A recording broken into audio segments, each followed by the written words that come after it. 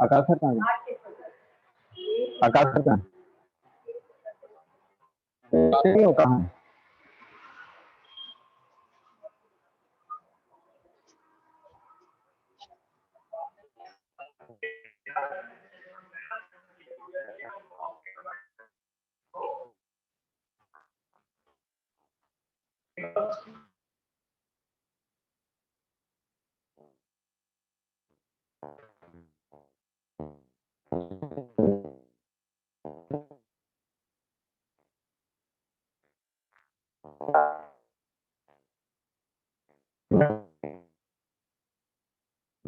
मैं बात कर रहा हूँ। हाँ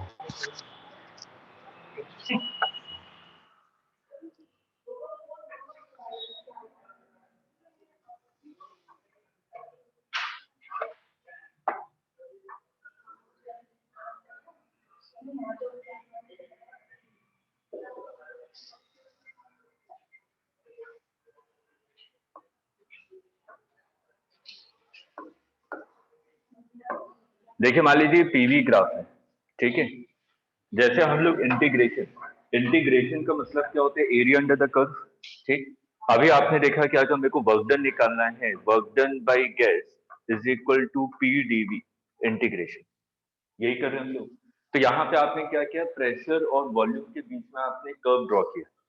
तो जो ये इंटीग्रेशन है, ये क्या देगा? Area under the curve.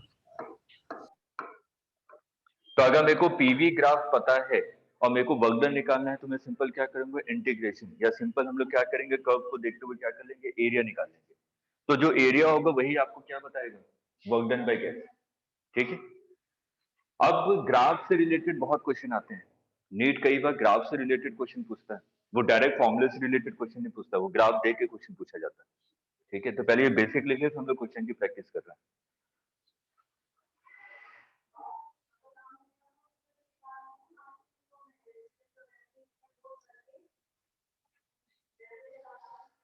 तो पहला हम लोग आइसोबेरिक प्रोसेस देखें। हर एक के लिए सिर्फ मैं कर्व ड्रॉ कर रहा हूं, ग्राफ। प्रेशर कांस्टेंट होगा, तो मतलब कि मैंने कहा ये ग्राफ है आपका, ठीक। तो इसका जो एरिया होगा, यही आपको क्या देगा, वर्क डन बाय गैस। मान लीजिए इनिशियल वॉल्यूम V1 है और फाइनल वॉल्यूम V2 है, तो एरिया कितना हो जाएगा? प्रेशर मान लीजिए ये P है, लेंथ इनटू ब्रेथ, लेंथ कितना है आपका P, और ब्रेथ कितना, V2 माइनस V1। यही फॉर्मूला भी निकाला था आपने।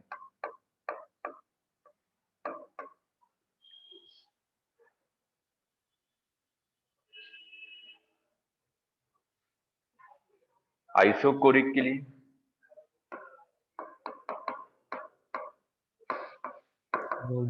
वॉल्यूम कांस्टेंट है, ठीक है। तो इसके नीचे देखिए कोई भी ग्राफ बन ही नहीं रहा, कोई एरिया नहीं है, तो यहाँ पे वर्क डन कितना हो जाएगा, 0।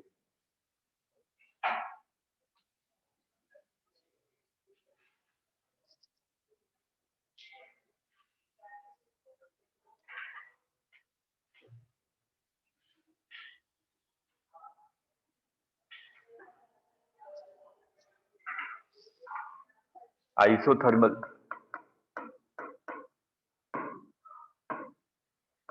टेम्परेचर कांस्टेंट है, इसके अंदर P is inversely proportional to volume. Sir एक बार स्लाइड दोबारा दिखा दो।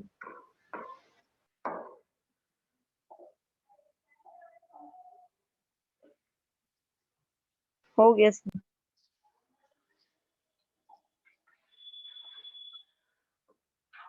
तो अगर वॉल्यूम इंक्रीज हो रहा है तो प्रेशर डिक्रीज करेगा। तो अगर हम लोग एरिया निकालें तो ये मेरे को क्या देगा, work done by isothermal process. Adiabatic process में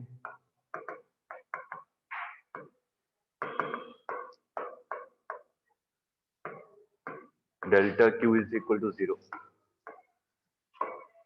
P is inversely proportional to V to the power gamma.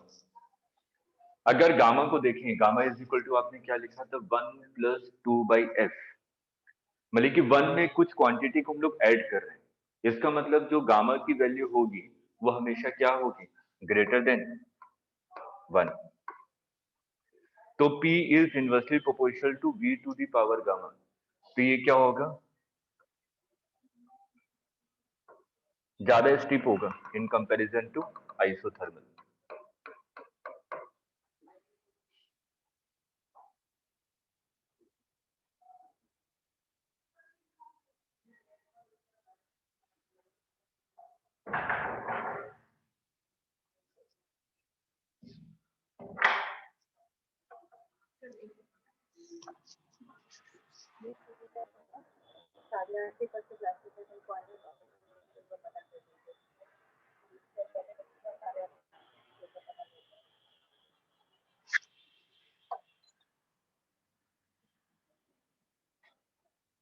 आप लोगों की कल से टाइमिंग है 8:30 मॉर्निंग,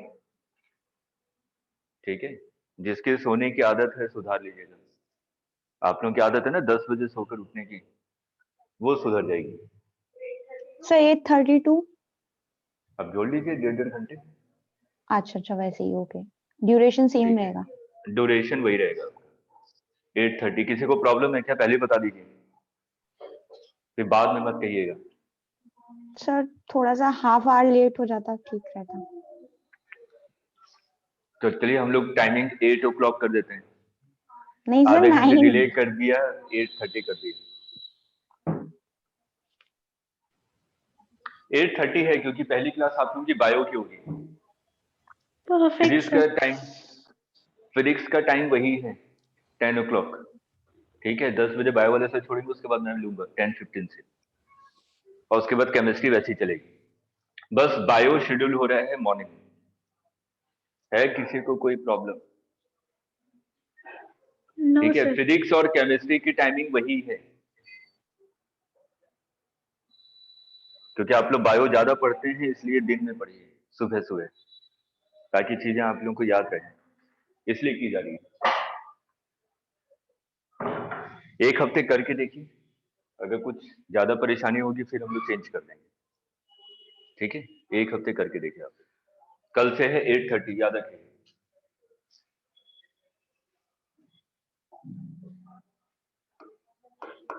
चलिए एक क्वेश्चन है, मोनो एटॉमिक गैस है, मोनो एटॉमिक गैस, इसका इनिशियल प्रेशर, वॉल्यूम और टेम्परेचर गिवन है। मेरे को क्या करना है, वॉल्यूम को आपने ट्वाइस कर दिया, ठीक। वॉल्यूम को आपने ट्वाइस कर दिया और 3 मेथड से किया। पहला किया आइसोबेरिक से, दूसरा किया आइसोथर्मल से, तीसरा किया एडियाबेटिक से। तो आपको इसके लिए कर्व बनाना है, PV graph, draw PV graph. ये क्वेश्चन नीट में पूछा हुआ है, तो इसको मैं दूसरे तरीके से पूछ रहा हूं। इसका रिवर्स ऑर्डर भी देखेंगे कि वॉल्यूम को रिड्यूस कर दें।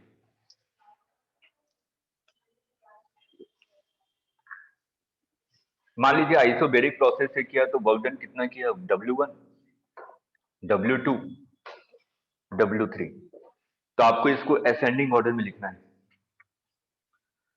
Right work done in ascending order.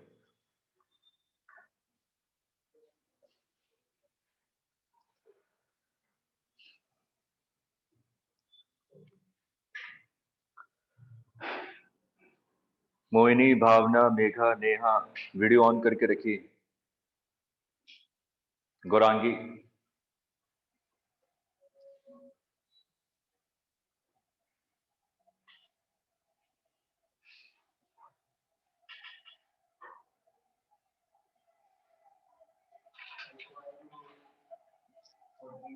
Sir, W1 is greater than W2 is greater than W3.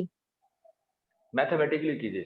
ये तो आपको पता है ग्राफ, ठीक है, सिंपल अभी ग्राफ ड्रॉ किया था आपने, रैंडमली ड्रॉ कर दिया, क्योंकि वॉल्यूम इंक्रीज हो रहा है। आइसोबेरिक में ऐसे ही होगा, आइसोथर्मल में भी ये, और एडियाबेटिक में ये, यही किया ना, ठीक है।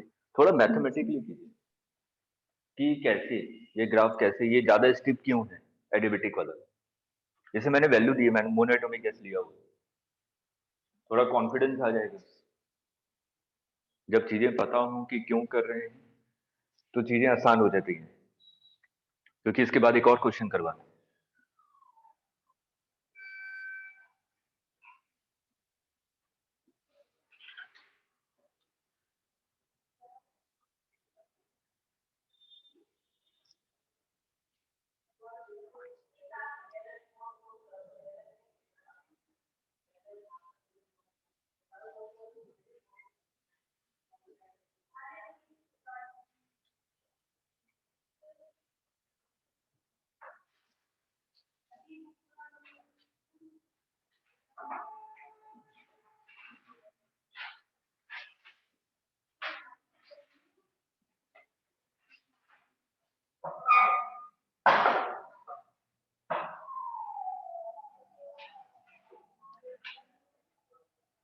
कीजिए, सभी कोई कर सकते हैं आराम से। इनिशियल प्रेशर, वॉल्यूम और टेम्परेचर दिया हुआ है। अगर मैं वॉल्यूम को इंक्रीज कर रहा हूं तो फाइनल प्रेशर क्या हो जाएगा, क्योंकि मेरे को पीवी ग्राफ बनाना है, तो मैं फाइनल प्रेशर को देखूंगा। इनिशियल प्रेशर तो आपको पता है पी नॉट है, ठीक है। वॉल्यूम पहले इनिशियल कितना था, वी नॉट, और फाइनल वॉल्यूम कितना हो गया, 2v0। तो हर एक केस के लिए देखिए कि आइसोबेरिक में क्या हो रहा है, आइसोथर्मल में क्या हो रहा है, और आपका एडियाबेटिक में क्या हो रहा है। वैसे तो आपको याद है कि ये आपका आइसोबेरिक है, या आपका आइसोथर्मल है, और ये आपका एडियाबेटिक है, लेकिन मैथमेटिक लेकर के देखिए, आपको पता चल जाएगा कि हाँ ये क्यों कह रहा हूं मैं।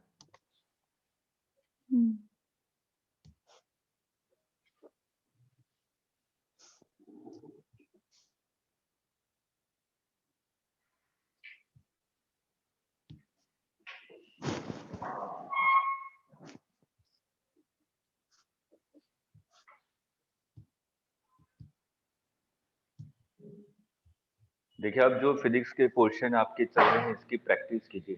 मैं बाबा बोला, मैकेनिक्स नहीं आया कोई बात नहीं, उसके बाद हमारे पास फिजिक्स कम से कम 140 मार्क्स हैं मिनिमम। 140 मार्क्स में आराम से गेन कर सकता हूँ यहाँ से, मैकेनिक्स पोर्शन को अगर हटा दूं तो। लेकिन इसके लिए प्रैक्टिस की रिक्वायरमेंट है। जो टॉपिक आज हुआ उससे रिलेटेड क्वेश्चन आज ही कीजिए, भले ही 25-30 क्वेश्चन ही कीजिए, लेकिन उस टॉपिक को आज के दिन ही कंप्लीट कीजिए। आप लोग वेट मत कीजिए कि पूरा चैप्टर खत्म होगा उसके बाद मैं असाइनमेंट स्टार्ट करूंगा पढ़ना। जो चीजें निकल गई उसको निकल जाने दीजिए, वो हम लोग लास्ट में देखेंगे कि कैसे उसको किया जाए दोबारा।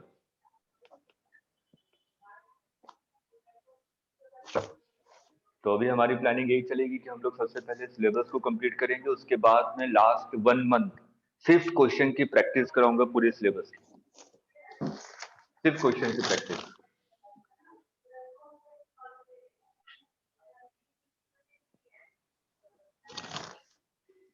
चलिए एक एक करके देखते हैं। मैं आइसोबेरिक के बारे में बात कर रहा हूं।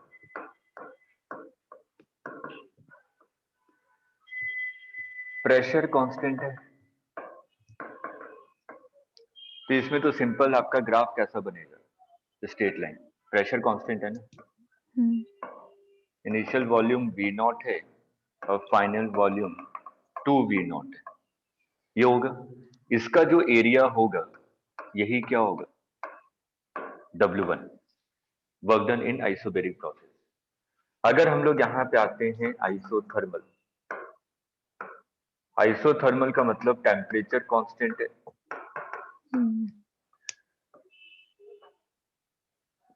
तो P is inversely proportional to volume.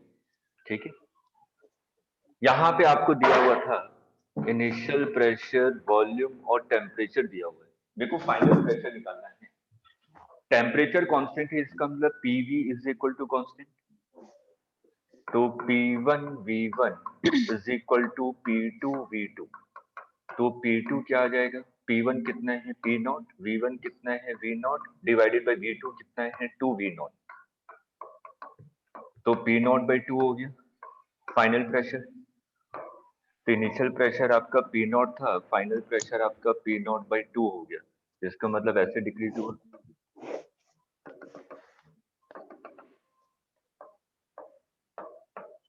ये ग्राफ क्लियर है। अब हम लोग आते हैं एडिबेटिक। एडिबेटिक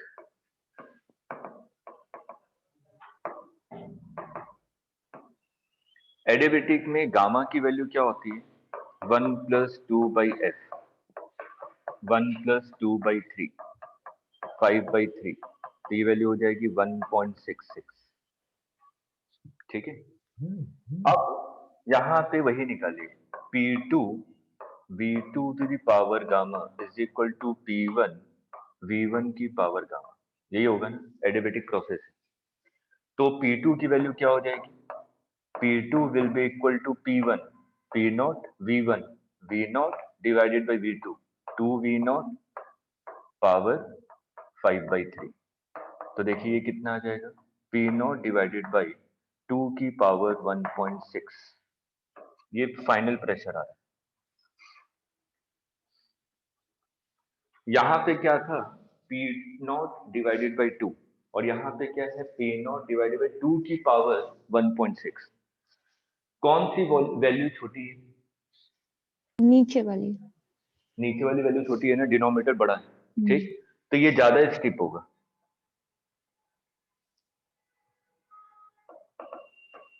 P नॉट डिवाइडेड बाई 2 की पावर गामा, जो भी गामा की वैल्यू हो, ये 2 V नॉट,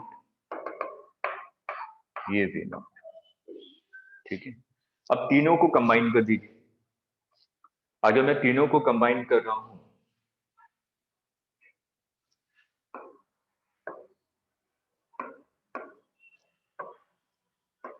क्या आइसोबेरिक, आइसोथर्मल, ये एडिबेटिक, क्योंकि यहाँ पे आपको पता था प्रेशर हो रहा है P नॉट बाई 2, और एडिबेटिक में प्रेशर हो रहा है P नॉट डिवाइडेड बाई 2 की पावर गामा।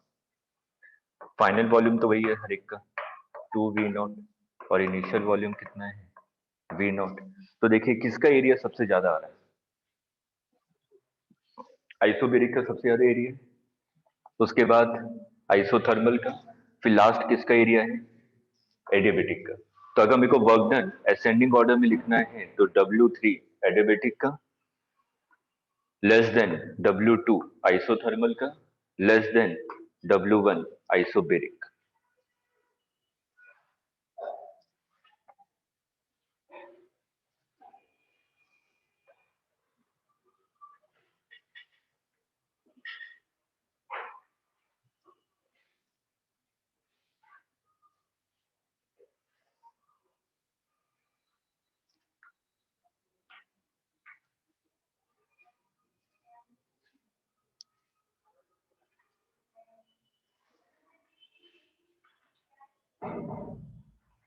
ये क्वेश्चन नीट में पूछा हुआ है।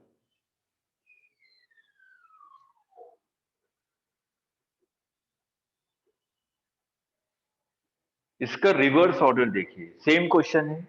मैंने क्या कहा कि इनिशियल वॉल्यूम आपका कितना था V नॉट, और फाइनल वॉल्यूम कितना है V नॉट बाई 2। ठीक है, उस केस में आपको कर्व बनाना है। सेम क्वेश्चन है, लेकिन वॉल्यूम को यहाँ पे मैंने क्या कर दिया, हाफ कर दिया। सेम क्वेश्चन है, चलिए कीजिए, ट्राई कीजिए। सेम क्वेश्चन है, बस आप लोग वॉल्यूम को क्या कर रहे हैं, हाफ कर दे रहे हैं। उस केस में निकालिए।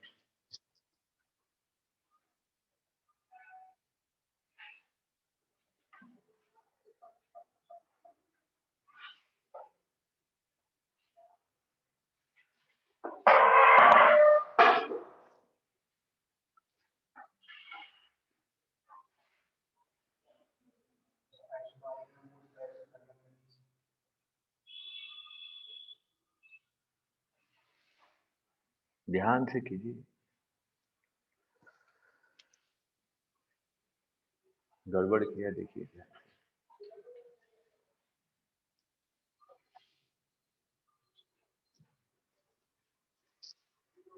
वॉल्यूम को आपने हाफ कर दिया है, उस केस में निकालना है work done in isothermal process, isobaric process and adiabatic process. सिर्फ ग्राफ ड्रॉ करना है आपको।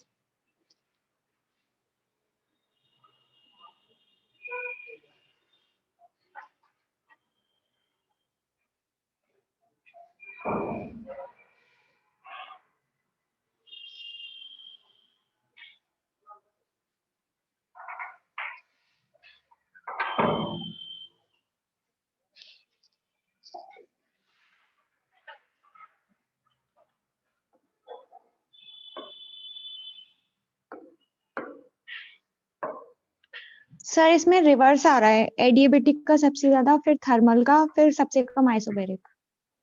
ठीक है, मान लिया आपने इनिशियल वॉल्यूम कितनी, इनिशियल प्रेशर पी नॉट था, इनिशियल वॉल्यूम कितना था वी नॉट, और फाइनल वॉल्यूम कितना हो गया वी नॉट बाई 2। ठीक है, आइसोबेरिक प्रोसेस यही होगा, प्रेशर कांस्टेंट है। ठीक, हम लोग आइसोथर्मल के बारे में बात कर रहे हैं, टेम्परेचर कांस्टेंट है। तो P2 V2 is equal to P1 V1। तो P2 is equal to P1 कितना है, P not V not divided by V not by 2। तो 2 ऊपर आ गया, 2 P नॉट, मतलब कि प्रेशर इंक्रीज हो गया, वॉल्यूम डिक्रीज हो रहा है, तो प्रेशर कितना हो गया आपका 2 P नॉट। ये कौन सा है, आइसोथर्मल प्रोसेस। क्लियर है। हम लोग आते हैं एडियाबेटिक में। एडियाबेटिक में P2 V2 to the power gamma is equal to P1 V1 की पावर गामा। तो P2 will be equal to P1 P not V1 V not divided by V not 2 power gamma. V not cancel हो गया, तो ये कितना आ जाएगा 2 की power gamma into P not. Gamma की वैल्यू 1 से बड़ी है, तो ये जो P2 होगा वो आइसोथर्मल में जो P2 आ रहा है उससे बड़ा होगा। ठीक है, तो इसका मतलब ये होगा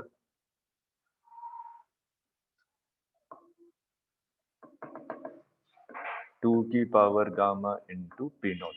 ये किसके लिए है, एडियाबेटिक के लिए। किसका एरिया सबसे ज्यादा आ रहा है, एडियाबेटिक का, फिर एडियाबेटिक का। आइसोथर्मल का, फिर आइसोबेरिक का। इसका जस्ट रिवर्स ऑर्डर है।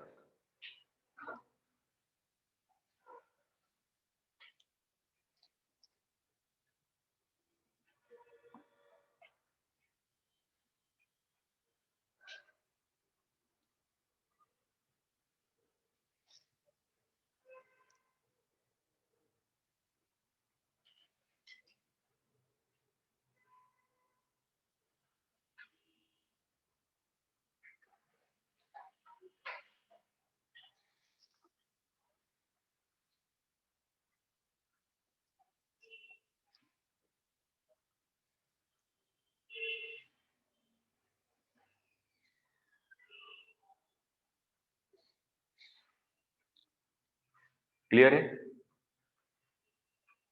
ये दोनों क्वेश्चन आपके एग्जाम में पूछे गए थे।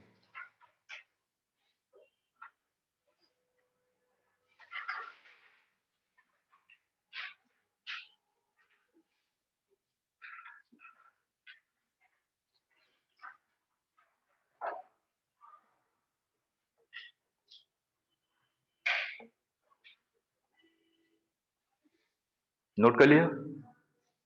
Yes sir. चलिए मोनोएटॉमिक गैस के बारे में बात करते हैं।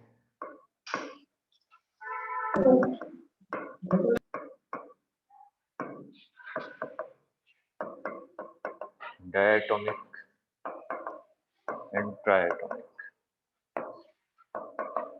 मोनोएटॉमिक के लिए डिग्री ऑफ फ्रीडम क्या होता है? 3।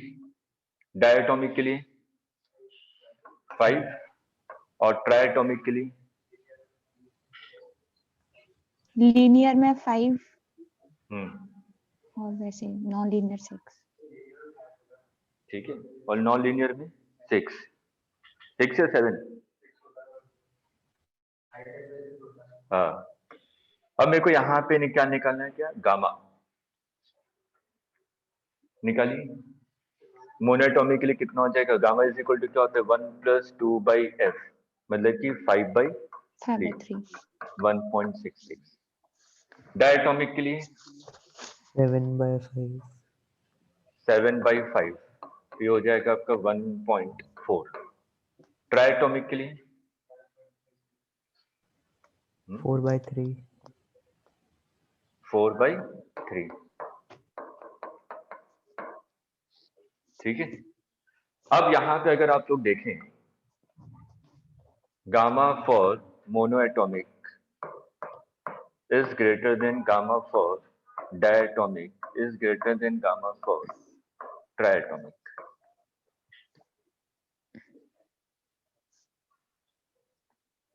क्लियर है? इसी पे बेस्ड एक क्वेश्चन एग्जाम में पूछा गया, इसको नोट कर लीजिए, फिर क्वेश्चन पे आते हैं।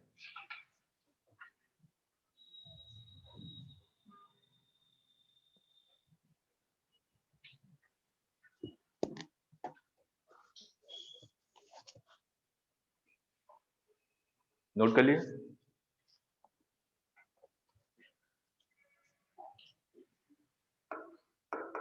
क्वेश्चन क्या था? आपने एडियाबेटिक प्रोसेस किया है, adiabatic process. Initial volume V0 था, फाइनल वॉल्यूम कितना कर दिया? 2V0। हमारे पास 3 गैसेस थी, मोनोएटॉमिक गैस, ट्राइएटॉमिक गैस और डायटोमिक गैस। मेरे को क्या करना है? पीवी ग्राफ ड्रॉ करना है। अभी आपने निकाला था, कीजिए कीजिए, कर सकते हैं, अभी थोड़ा देर पहले किया। यस सर, हो जाएगा। हाँ कीजिए, ट्राई कीजिए।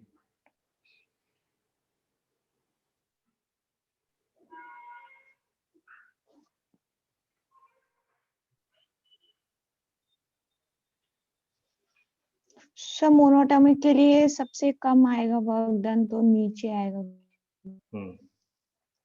देन डाई, फिर ट्राई। अभी आपने निकाला था pressure, final pressure is equal to initial pressure divided by 2 की पावर गामा। ये निकाला था ना अभी थोड़े पहले निकाला था कि जब आपका एक्सपेंशन हो रहा है, तो एक्सपेंशन के केस में आपने जनरल रिलेशन ये निकाला था। ठीक, तो यहाँ पर क्या है कि जो मोनोएटॉमिक का जो गामा है वो सबसे बड़ा है, तो इसका मतलब उसका प्रेशर सबसे कम होगा, क्योंकि 2 की पावर गामा है। ठीक, डिनोमिनेटर किसके लिए सबसे बड़ा होगा? मोनोएटॉमिक जिसका गामा सबसे बड़ा होगा। ठीक है, गामा किसका सबसे बड़ा है? मोनोएटॉमिक का।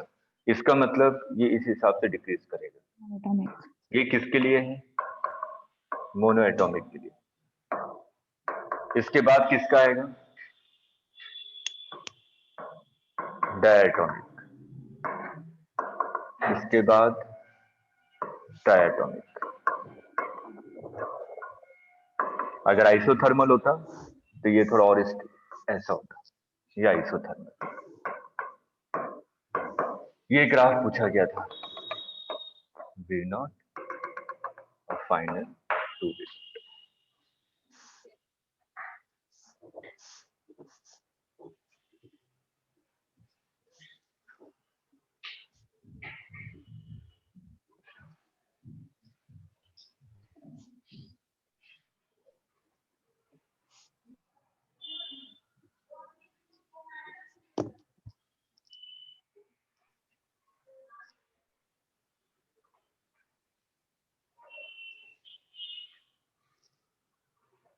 क्लियर है?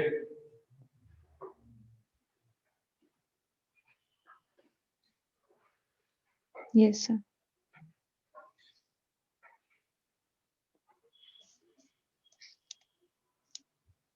नोट कर लिया? Yes sir. एग्जाम में एक और क्वेश्चन आया, पीवी ग्राफ दिया हुआ है आपको ऐसा, ये पीवी ग्राफ दिया हुआ है, ठीक। आपसे पूछा गया वर्क डन बाय गैस, पहला option always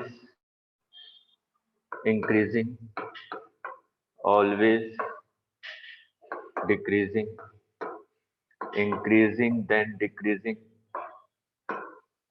fourth decreasing then increasing. बताइए कौन सा फोर्थ। ऑप्शन करेक्ट है? पीवी ग्राफ दिया हुआ है, फोर्थ। फोर्थ। फोर्थ होगा। पहले डिक्रीज हो रहा है फिर इंक्रीज हो रहा है, ठीक है। और कोई एक ने ये बताया फोर्थ ऑप्शन, सभी का आंसर यही है?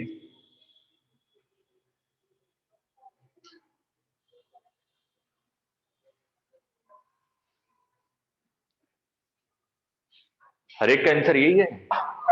अरे हाँ ना तो बोलिए। फर्स्ट और फोर्थ, बीच में दोनों में नहीं है, कोई है 2 और 3 में?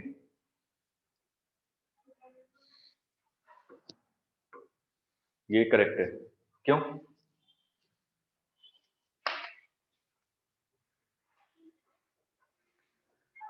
वर्क डन बाय गैस क्या होता है? Area under the curve. Area तो हमेशा इंक्रीज होता जा रहा है, मैं यहां से यहां पहुंचा, एरिया बढ़ा कि नहीं? मैं यहां पहुंच गया, यस सर। एरिया और बढ़ गया, यहां पहुंच गया, एरिया और बढ़ गया, तो एरिया तो कंटिन्यूसली इंक्रीज हो रहा है ना। आप इस वाले ग्राफ को क्यों देख रहे हैं कि नीचे आ रहा है फिर ये ऊपर जा रहा है? देखो तो वर्क डन बाय गैस पूछा गया, इसका मतलब एरिया अंडर द कर्व से मतलब है। देखो एरिया अंडर द कर्व अगर मैं यहां से यहां मूव कर रहा हूं तो एरिया तो कंटिन्यूसली इंक्रीज होता जा रहा है ना, तो वर्क डन बाय गैस क्या होगा? Always increasing. क्लियर है? लिख यस सर। लीजिए, रीजन जरूर मेंशन कीजिए, सिर्फ ऑप्शन को करेक्ट करते हुए मत चलिए। Area is always increasing, so work done by gas is always increasing.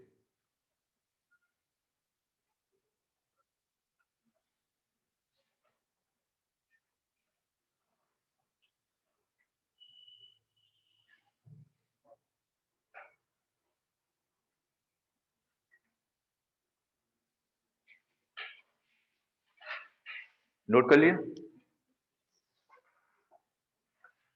Cyclic process,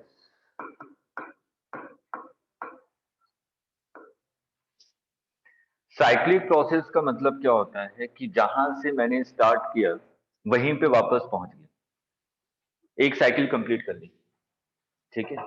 तो साइक्लिक प्रोसेस का मतलब है जहां से आपने स्टार्ट किया है उसी पोजीशन पे दोबारा पहुंच जाए, ठीक, वो आपका साइक्लिक प्रोसेस होगा।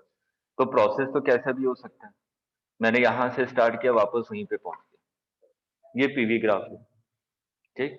तो साइक्लिक प्रोसेस में याद कीजिए हम लोगों ने पढ़ा था इंटरनल एनर्जी। इंटरनल एनर्जी का मतलब क्या होता है? वो आपका इनिशियल पोजीशन और फाइनल पोजीशन पे डिपेंड करता है, ठीक। किस मेथड से हम लोग वहां पे पहुंच रहे हैं इस पे डिपेंड नहीं करता, it is independent of path, ठीक है। तो यहाँ पे साइक्लिक प्रोसेस की अगर मैं बात करूं, इनिशियल पोजीशन और फाइनल पोजीशन दोनों सेम, क्योंकि मैं तो वहीं पे वापस घूम के उसी पॉइंट पे पहुंच जा रहा हूँ, ठीक। तो चेंज इन इंटरनल एनर्जी क्या होगा? 0। 0, ठीक है। अब यहां पर अगर आपसे पूछा जाए delta Q is equal to delta W, क्योंकि डेल्टा यू तो 0 है, फर्स्ट लॉ ऑफ थर्मोडायनेमिक्स, ठीक। डेल्टा यू की वैल्यू 0 है तो डेल्टा क्यू क्या होगा? वर्क डन बाय गैस के इक्वल। याद करने वाली चीज क्या है? अगर ये साइक्लिक प्रोसेस क्लॉकवाइज डायरेक्शन में है तो work done by gas will be positive. अगर ये एंटी क्लॉकवाइज डायरेक्शन है तो work done by gas is negative. बहुत इंपॉर्टेंट है, इसको याद रखिए। साइक्लिक प्रोसेस में अगर डायरेक्शन क्लॉकवाइज है तो आपका वर्क डन बाय गैस क्या होगा, पॉजिटिव होगा। अगर एंटी क्लॉकवाइज है तो वर्क डन क्या होगा, नेगेटिव। इसको भी हम लोग प्रूव भी कर रहे हैं, देखते हैं ऐसा क्यों हो रहा है।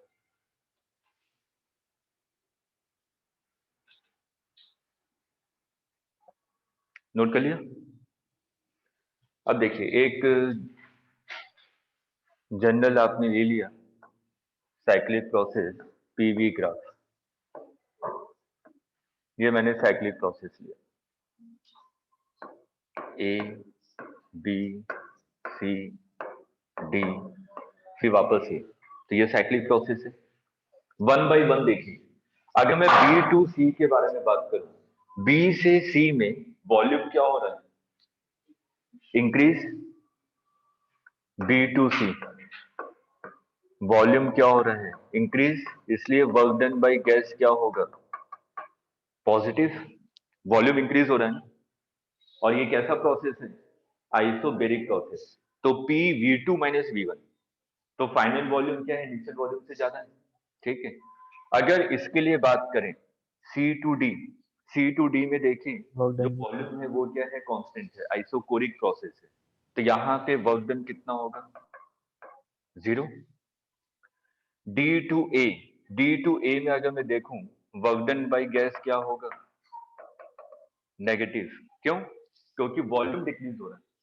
Final volume minus initial volume, minus आ जाएगा ना।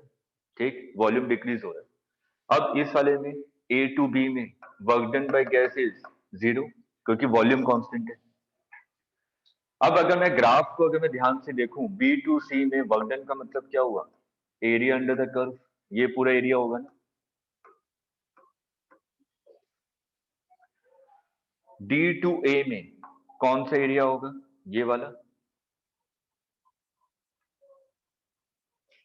एरिया अंडर द कर्व, और ये नेगेटिव है। तो नेट एरिया कितना आ रहा है, ये अंदर वाला एरिया आ रहा है ना, ये पॉजिटिव है। बी टू सी देखिए पॉजिटिव है, मेरे को नेट वर्क डन निकालना है। और डी टू ए क्या है, वर्क डन नेगेटिव। अगर मैं दोनों को ऐड करूं तो पूरे एरिया में से आपने ये लोअर वाला एरिया क्या किया, सब्ट्रैक्ट कर दिया। तो वर्क डन बाय गैस क्या आ जाएगा, एरिया अंडर द कर्व। ये है ना, इसका जो एरिया होगा साइक्लिक प्रोसेस के अंदर, जो एरिया होगा इस कंप्लीट लूप के अंदर, जो एरिया है वही क्या देगा आपको, net work done by gas. तो यहाँ पे net work done by gas क्या आ रहा है, पॉजिटिव की नेगेटिव, पॉजिटिव। क्योंकि ये जो पूरा एरिया है और ये जो छोटा वाला एरिया है, किसकी वैल्यू ज्यादा है, बड़े वाले एरिया की। और बड़ा वाला एरिया क्या है, पॉजिटिव है। इसलिए मैंने लिखा है कि जो क्लॉकवाइज डायरेक्शन में का साइक्लिक प्रोसेस है तो वर्क डन बाय गैस क्या आता है, हमेशा पॉजिटिव आता है। ठीक है, जो लास्ट पॉइंट अभी लिखवाया था आपको, क्लियर है। नोट कीजिए, फिर एक क्वेश्चन दे रहा हूँ एग्जाम में पूछा गया।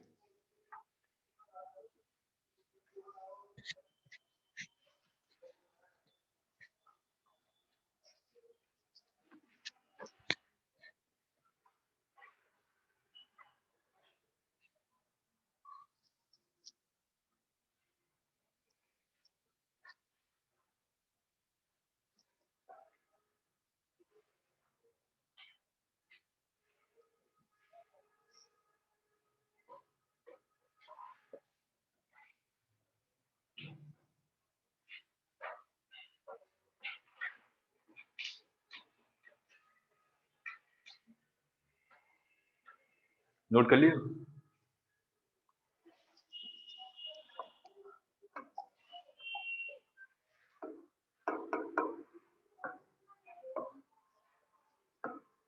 आपको पीवी ग्राफ दिया गया, एक सर्कल,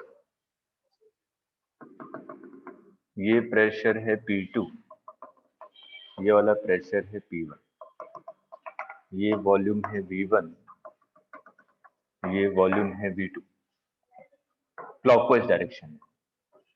तो पूछा गया वर्क डन बाय गैस पहला option pi by 4 P2 minus P1 का square, second option pi by 4 V2 minus V1 का स्क्वायर, पाई बाई 4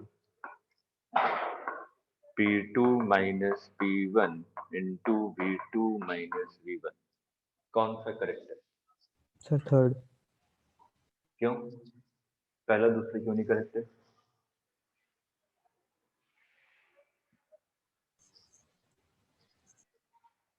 ये एक सर्कल है ना, सर्कल का एरिया क्या होता है? पाई आर स्क्वायर। अगर मैं इसको देखूं तो ये डायमीटर कितना है?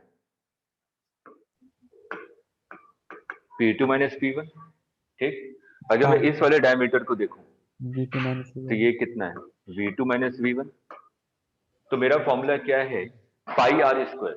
तो अगर मैं इस वाले डायमीटर को ले रहा हूं तो रेडियस कितना हो जाएगा? P2 minus P1 divided by 2, 2। और स्क्वायर करेंगे तो ये आ जाएगा। अगर मैं ये वाला डायमीटर लूं तो ये कितना हो जाएगा? ये आ जाएगा। लेकिन आपने कहा कि ये आंसर करेक्ट है, क्यों?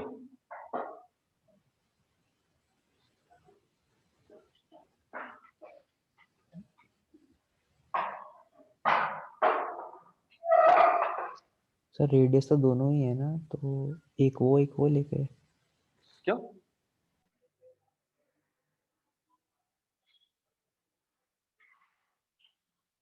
मैथ्स तो यही कहता है ना, पाई आर स्क्वायर होता है। अब मैं आर पहले वाले को ले लूं, दूसरे वाले को ले लूं, सर्कल है, सर्कल है, मैं ये कह रहा हूं। बताइए।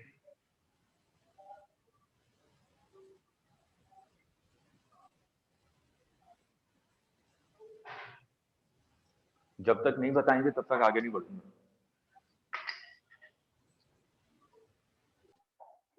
बहुत सिंपल सा कॉन्सेप्ट है, इतने सारे क्वेश्चन कर लिए उसके बाद इस पे आके अटक गए।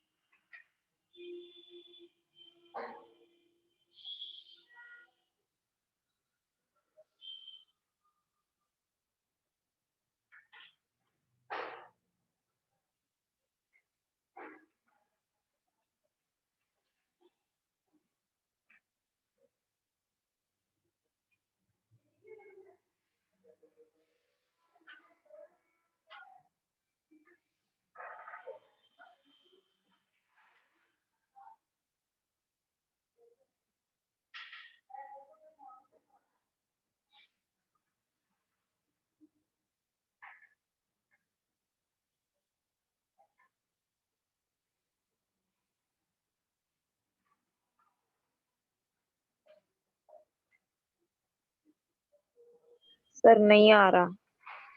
सर इसको हम ऐसे कर सकते हैं, इस सर्कल को 2 सेमी सर्कल्स में डिवाइड करके। अरे मैथ्स मत लगाइए, थोड़ी सी फिजिक्स भी इन्वॉल्व कीजिए। मैथ्स से तो फर्स्ट और सेकंड ऑप्शन दोनों करेक्ट है।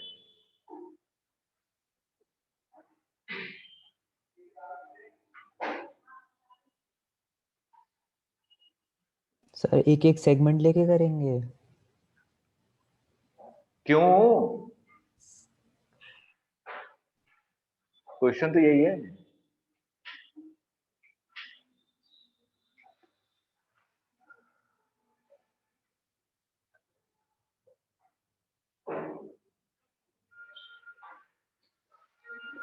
सर हम वर्क डन निकाल रहे हैं ना, तो वर्क डन सिर्फ प्रेशर या सिर्फ वॉल्यूम से थोड़ी मिलेगा। ये दोनों डायमेंशनली इनकरेक्ट हैं, क्योंकि work done is equal to क्या लिखा था? Pressure into volume. यही था ना जनरल फॉर्मूला, पीडीवी का इंटीग्रेशन। हैं? ठीक है, तो यहाँ पे तो प्रेशर का स्क्वायर हो रहा है, यहाँ पे वॉल्यूम का स्क्वायर हो रहा है, तो वर्क डन थोड़ी ना मिलेगा यहाँ पे। ये क्या है? डायमेंशनली इनकरेक्ट है। तो कौन सा ऑप्शन हुआ? फोर्थ। थर्ड। प्रेशर और सॉरी थर्ड, प्रेशर और वॉल्यूम के मल्टीप्लीकेशन से ही मेरे को वर्क डन मिलेगा। ये डायमेंशनली करेक्ट फॉर्मूला है। और पहला और दूसरा क्या है? Dimensionally incorrect. क्लियर है? लिखे लिखे रीजन लिखे।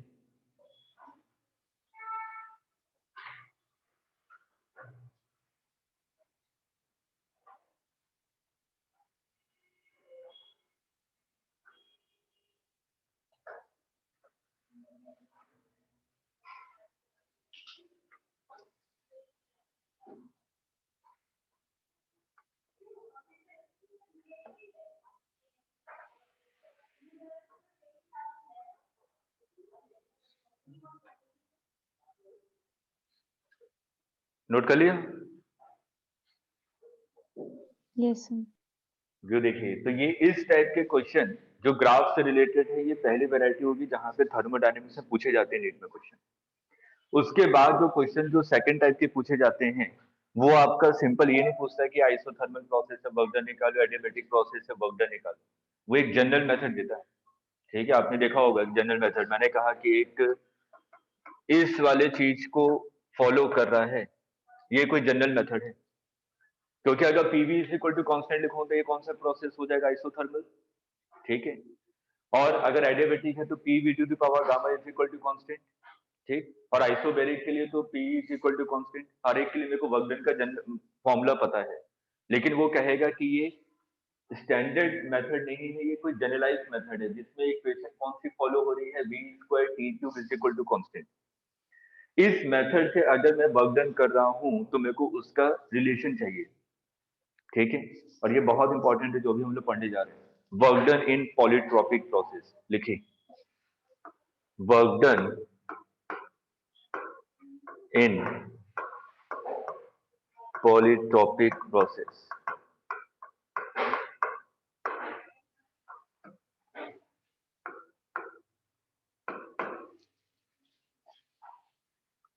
मैंने कहा कि कोई सा भी एक जनरल मेथड है, और जनरल मेथड क्या है आपका? P V to the power X is equal to constant, ठीक है? अगर P V to the power X constant है, मेरे को वर्क डन निकालना है, तो वर्क डन का फॉर्मूला आपको पता है, पी डीवी का इंटीग्रेशन, ठीक? तो यहाँ पे कांस्टेंट को मान लीजिए सी, तो आपने क्या लिखा? पी की जगह क्या लिखा? सी डिवाइडेड बाई वी की power X into DV, initial volume V1, final volume V2। C constant है, सी को बाहर ले लीजिए, तो ये हो जाएगा सी 1/v की power X D X, sorry dv integration V1 to V2, C v की power minus X dv integration x to the power n का इंटीग्रेशन क्या होता है? x to the power n plus 1 divided by n plus 1। ये कितना हो जाएगा? v की power n plus 1 divided by n plus 1, limit V1 to V2। अब इसको पुट कीजिए, c divided by 1 minus x V2 minus x plus 1 minus V1 minus x plus 1, limit put कर दिया आपने अंदर। तो ये कितना हो जाएगा? c divided by 1 minus x, इसको हम लोग क्या लिख सकते हैं? V2 minus x into V2 minus V1 minus x into V1। c को अंदर मल्टीप्लाई कीजिए, c को क्या लिखा था आपने? P V to the power x is equal to constant. तो इसको मैं ऐसे लिख सकता हूँ, P1 V1 की power x is equal to P2 V2 की power x is equal to C। मैं यहाँ पे किससे मल्टीप्लाई कर रहा हूँ? C को V2 से। अगर मैं V2 से मल्टीप्लाई कर रहा हूँ तो V2 की पावर, हाँ V2 से मल्टीप्लाई कर रहा हूँ तो C को क्या लिख सकता हूँ? P2 V2 की पावर x, यहाँ पे लिख दीजिए P2 V2 की power x into V2 minus x into V2 minus, इसको मैं V1 से मल्टीप्लाई कर रहा हूँ, P1 V1 की पावर x V1 की power minus x V1 divided by 1 minus x V2x V2 minus x। तो ये आ जाएगा P2 V2 minus P1 V1 divided by 1 minus x। इसको हम लोग लिख सकते हैं NR T2 minus T1 divided by 1 minus x, work done by gas in polytropic process। या तो ये याद रखिए या तो ये याद रखिए, ये बहुत इंपॉर्टेंट है।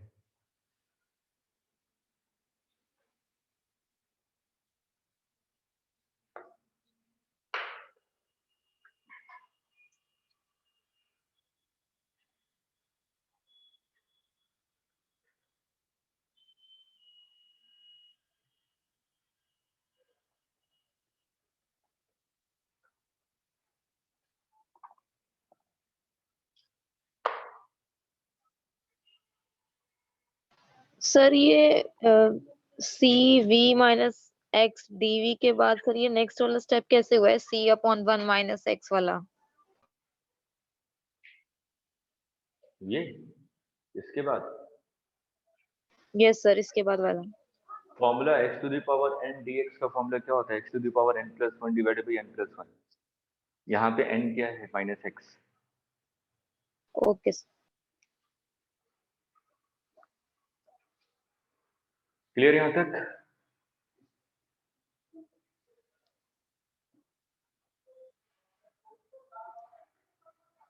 और यही वर्क डन किसके लिए होता है? एडियाबेटिक के लिए भी।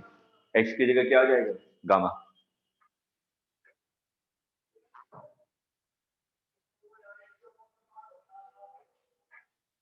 नोट कर लिया?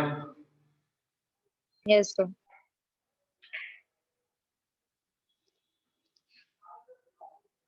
एक सिंपल सा क्वेश्चन करते हैं। मैंने कहा v square T cube is equal to constant. Initial volume आपका v नॉट था, फाइनल वॉल्यूम 2 v नॉट है। नंबर ऑफ मोल्स आपको दिए हुए हैं 2 मोल्स, और मोनो एटॉमिक गैस है।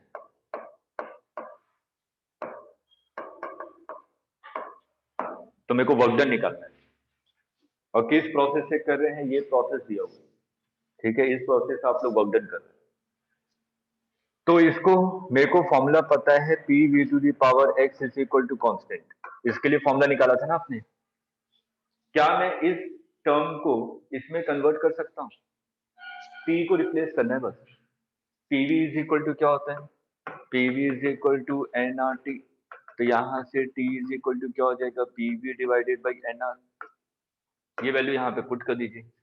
तो v स्क्वायर टी क्यूब मतलब कि p cube v cube is equal to constant.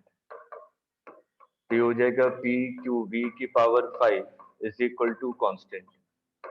तो ये हो जाएगा p v to the power 5/3 is equal to constant. x की वैल्यू क्या आ गई? 5/3। देखिए दोनों को कंपेयर कर दिए, ठीक है। x की वैल्यू पता चल गई आपको, फॉर्मूले में पुट कर दीजिए, वर्क डन आ जाएगा।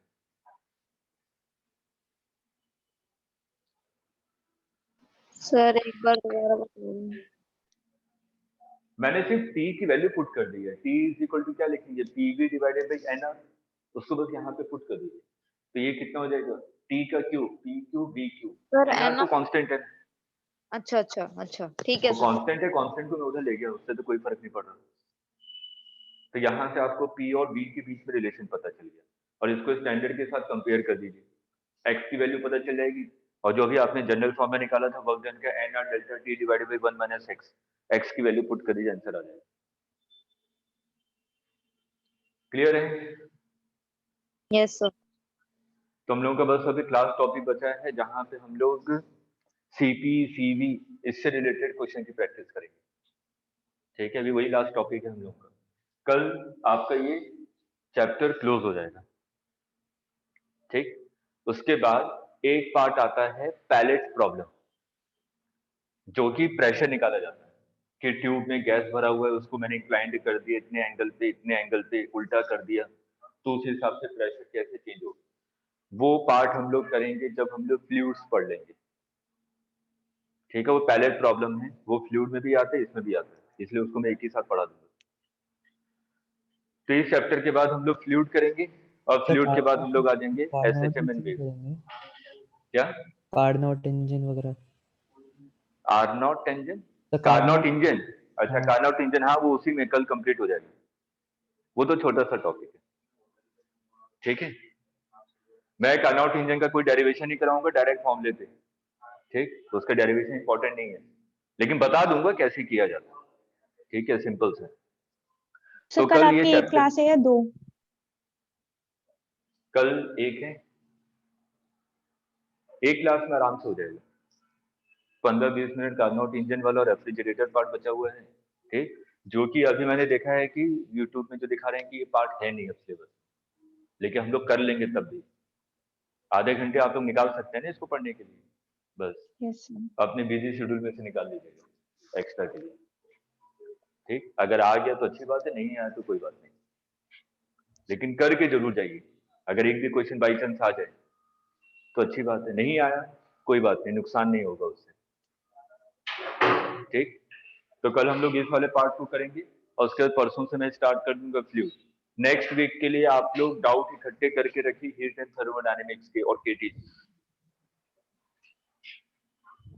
तो चैप्टर वाइज कीजिए, अगर आपको पहले हीट के डाउट करने हैं तो मंडे को हीट कर लेंगे, फिर ट्यूसडे को थर्मोडायनेमिक्स से रिलेटेड और वेडनेसडे को केटी, लेकिन पहले डिसाइड कर लीजिएगा, अभी हम लोग के पास 2-3 दिन का टाइम है, प्रैक्टिस कीजिए, जिसके डाउट ज्यादा होंगे सबसे पहले उस चैप्टर को ले लेंगे, ठीक है,